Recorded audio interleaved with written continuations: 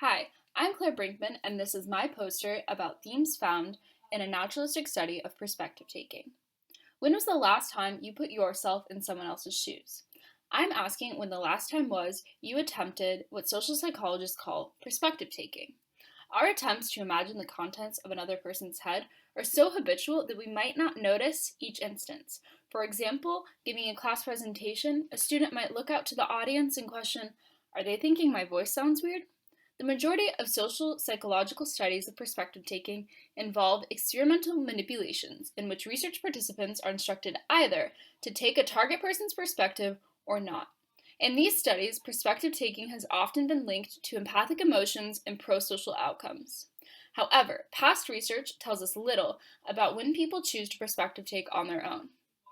Our study explores self-reports of naturalistic perspective taking and addresses how and when people do it. This study was conducted using an online survey. College student participants were asked to think about a time, preferably in recent days, when they were aware of trying to take another person's perspective.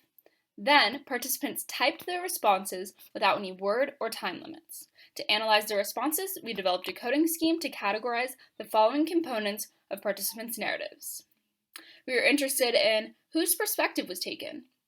This could be a roommate, a friend, an ex-boyfriend, or even an aggregate group like the liberals or people experiencing homelessness. We also looked at what triggered the perspective taking.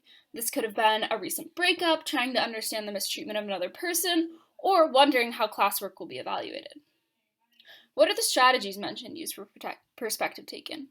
The focus here was to compare two strategies that have been manipulated in many previous studies of perspective taking. These were imagining another person's experience and imagining the self in another situation. We also coded for what were the outcomes of perspective taking. Did people report feeling sympathy, or did they fail to understand the other side of the argument?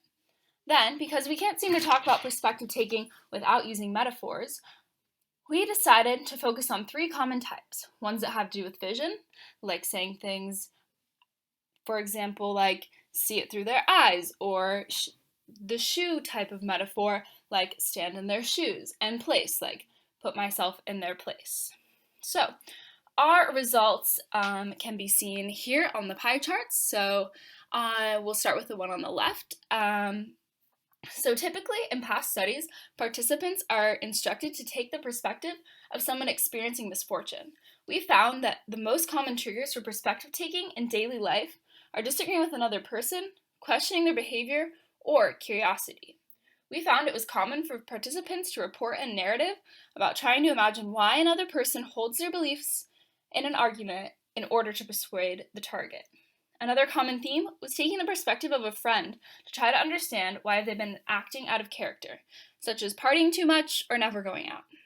Then we looked at what are the most common strategies. So studies in perspective taking in the past frequently assigned participants equally to the imagined other and the imagined self conditions. However, these results show that we do not use each method equally. Participants report here imagining what another person is experiencing more than twice as much as putting themselves in the other person's place. Studies that have manipulated perspective taking have found that imagining the self in the other situation can invoke distress. So this could be why people may be taking a half step back and using the imagined other method more frequently than the imagined self.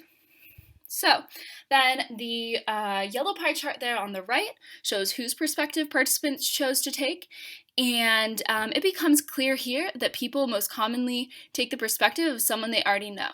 It's not just people they already know, but people they're quite close to. And then some additional results are that our studies showed that over 38% of participants use at least one metaphor when trying to describe their naturalistic perspective taking. Finally, despite the prevalence of empathic emotions and prosocial outcomes associated with manipulated perspective taking, only 18% of current participants reported feeling empathy as a part of perspective taking, and the majority, 74%, did not report a specific outcome of their perspective taking. Our results, taken as a whole, show that manipulated and naturalistic perspective taking may differ in important ways. Accounts of naturalistic perspective taking highlight new findings, such as disagreement with another person being a common trigger for perspective taking. There is much to be learned from studying perspective taking and the wild. Thank you for listening.